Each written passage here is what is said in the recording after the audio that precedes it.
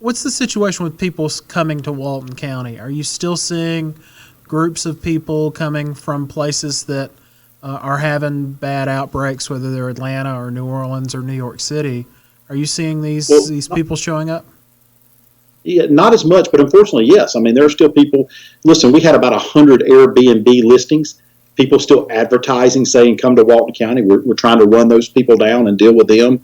You always have somebody that tries to take advantage of a situation, right? They're going to try and make, regardless of what everybody else is doing, they're going to try and make money. And we're trying to deal with those folks. We have people still trying to rent.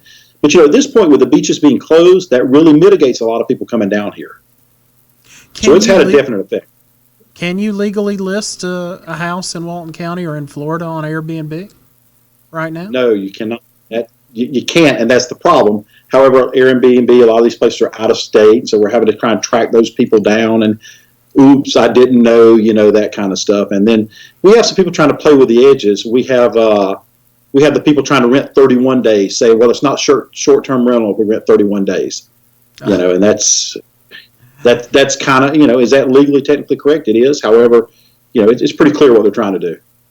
Yeah, people always try and find a way around that law you Absolutely. set down and say, I didn't really kill him. I only maimed him, I suppose. What do you when people show up for their Airbnb or their 31-day rental or whatever, because you said people are showing up, what do you guys do in that situation? Well, so if we're made aware of it, we do a couple of things. One, we'll go out and try and make contact with them and let them know they're supposed to be self-quarantined for 14 days. The beaches are closed, the restaurants are closed. You really shouldn't be out of your house for the next 14 days. We can't throw them out. We can't transport them back across state lines.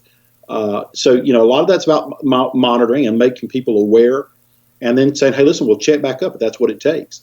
But we have to know, first of all, the citizens have to call us and tell us that they're coming. Now, the other thing in Walton County, a little bit different than some of our surrounding counties, there are a lot of second homes, a lot of second homeowners from out of state, and a lot of those folks are coming and bringing friends and family, right?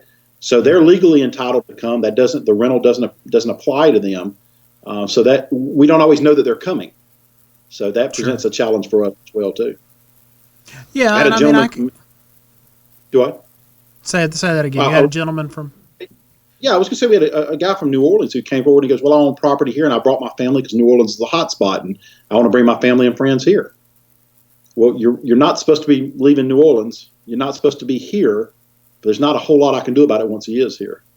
Right. I mean, at that point, if he has it and you send him back, well, now he's going to take it wherever he stops along the way. Not to mention we can't send him back. There's no mechanism to make him leave. Well, you're the sheriff. You can just do what you want, right? Boy, that's what they said. I wish it was that easy, right? That's what some of them think anyway. Yeah, absolutely. I mean, I certainly understand if given the choice between, being in a place, being in a city somewhere, or being on a beach in Walton County, or at least near a beach in Walton County, I'd probably rather be in Walton County or Bay County. But unfortunately, but if you live in Walton County or Bay County, you probably prefer that you didn't travel from Chicago to do that right now. Especially when we're trying to monitor the number of outbreaks we have. Yeah. What's the communication been like with the state agencies, whether it's the health department, the governor's office? Do you feel like you have the support and the resources you need to do what you need to do in this time? Well, let me talk about what's working really well, and I think that's the communication between your local health department, your local board of county commissioners, your local entities. I think we're doing a really good job at the local level of communicating and staying in touch. I said to somebody the other day, everybody loves to complain about government. Now it's no different than any other time, right? But I've been doing this 27 years, and I think this is probably one of the best examples I've seen of everybody at the local level really communicating and trying to do the right thing. Even when we don't do the right thing, they're trying very diligently to do it, to what is in the best interest of their friends and neighbors. And that's really what local government's all about at the end of the day. Sure, absolutely. And we did a story last week, and we talked to your agency about it and some other agencies about people were showing up. They were coming through the roadblocks, not roadblocks. They're not roadblocks. They were coming through the checkpoints. Excuse me.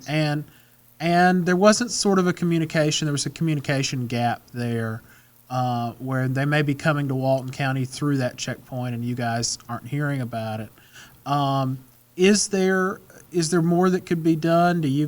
Then we need more checkpoints? I mean, does Walton County need to, if you had the resources and the time and the patience, would you put a checkpoint in every roadway into Walton County, for instance?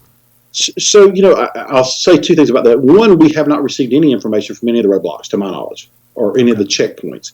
So anybody that's come through, that has not really benefited us in any way, shape, or form, because that information has not been passed along to us. So I don't even know what the volume of that looks like.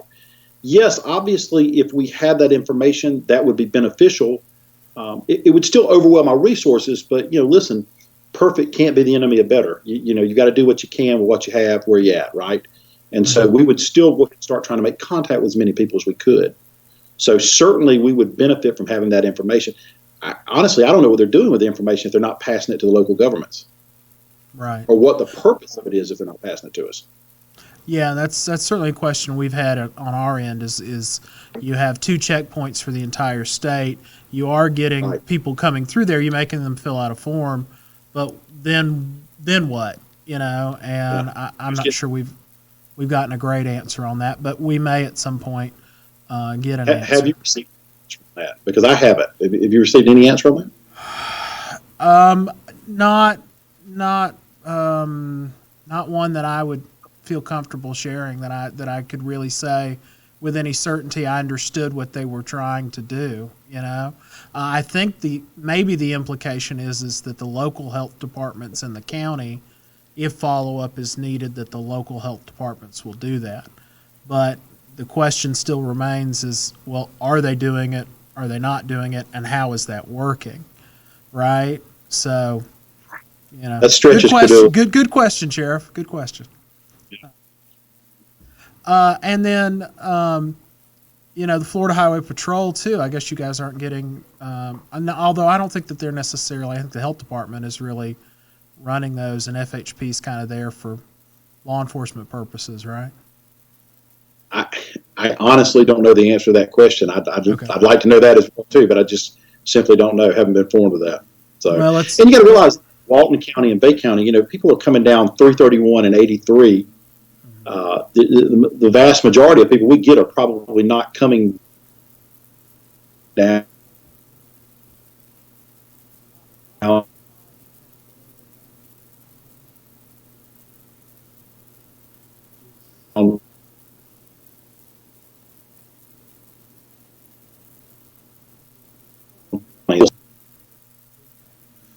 Okay. How are you doing with sickness and with?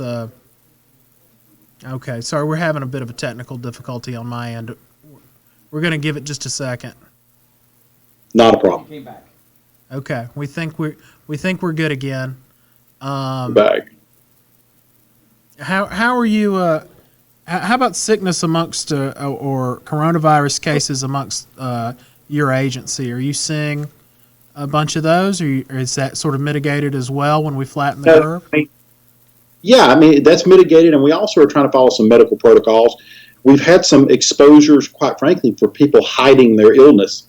That's a real issue, and it's very, very frustrating when people know or should know that they are showing these symptoms, then won't tell anybody, right? And then exposing our staff to it. We had 4 staff exposed like that the other night, and less than pleased about that. But it's kind of limited what we can do. It's you just want to ask, but why wouldn't you tell us? Why would you take a chance of us, making our firefighter, paramedics, EMTs, deputy sheriffs sick? All you had to do was tell us, and we'd have taken the proper precaution. So that's a little aggravating. Is that with employees, or is that with residents and citizens that are hiding? It's citizens that we go out on calls for. Citizens that we're going. We've had that with a couple of different situations where they knew or should have known they were positive, I see. or certainly had the symptoms. And in fact, we have one of them, where they intentionally advised their loved one to downplay their symptoms, to not say what their symptoms were. And so that just puts everybody at risk.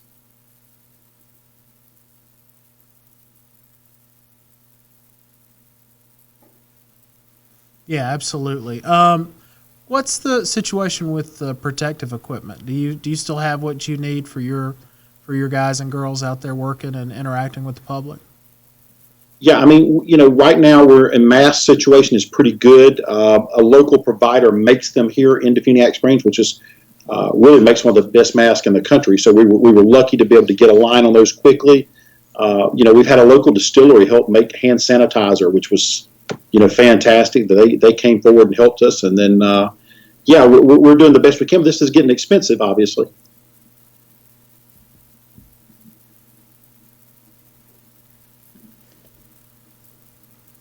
Yeah, I would think so. I mean, have you heard about any kind of reimbursement for those things, either from the state level or the federal level, for what your agency will be spending to keep your guys safe? I don't anticipate any type of reimbursement from anyone. And the reason being is this is a nationwide. They simply cannot reimburse the entire nation for the total loss. So, I mean, I think local governments are just going to have to absorb it where we're at and deal with it. And I think anybody's waiting on the government to step in and pay for all that. I think it's impractical, quite frankly. I think we'd all go broke, and it's going to be bad enough financially as it is. I mean, this is going to have to be handled locally.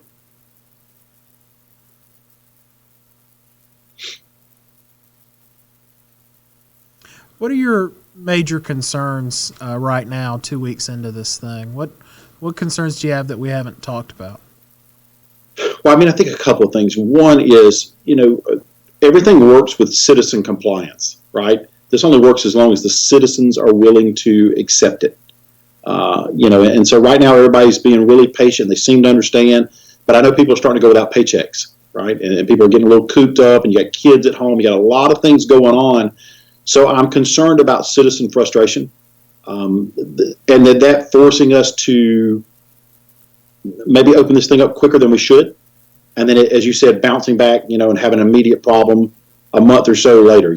I just want to make sure that we do this in a manner with the softest touch possible, but at the same time, do what needs to be done, do it right the first time. There's a cost to not doing this right the first time.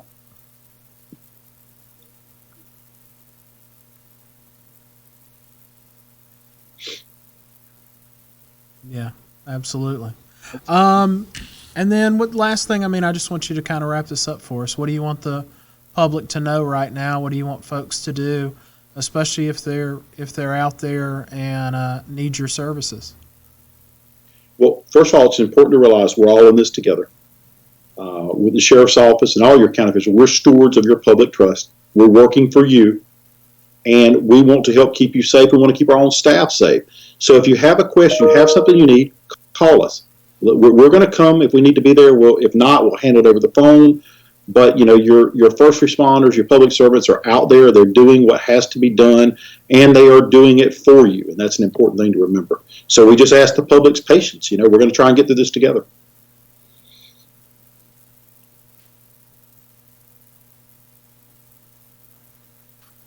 All right, Sheriff, thank you so much for your time. Thank you guys for Thank watching, you. and we will catch you guys next time on another Facts Over Fear session.